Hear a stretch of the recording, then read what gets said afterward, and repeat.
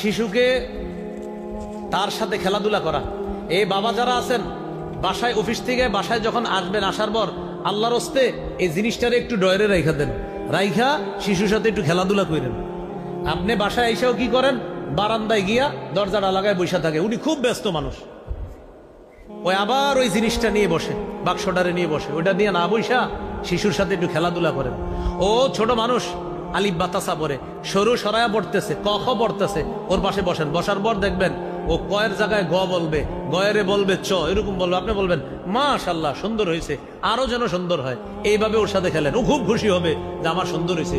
আসলে জিমরে বলছে বা, বায়ারে বলছে তা, তারপরে বলতেছেন মাশাআল্লাহ মাশাআল্লাহ অনেক সুন্দর, আরো সুন্দর হবে। এইভাবে শিশুর সাথে আপনি খেলেন, ঘরের মধ্যে ওর সাথে একটু খেলাধুলা করেন। যদি তুমি 3 লাইন পড়ো তাহলে তোমার সাথে আমি খেলবো, এইগুলা ওরে বলেন, ওর সাথে এইভাবে খেলেন। সবাই সবাই সবাই সময় দেন শিশুদেরকে, সবাই সময় দেন। আমি দূর দূরান্তে মাহফিলে না যাওয়ার এটা একটা অন্যতম কারণ আমার হাজারো ব্যস্ততার মাঝে পরিবার একটা ব্যস্ততা। আমার কাঁচা বাজার নিজে সদাই করি, আমি বাজার সদাই যা আছে মুরগি কাঁচা ইত্যাদি পাকনা সব আমি ক্রয় করি। এই জন্য আমি দূরে প্রোগ্রামে যাই না।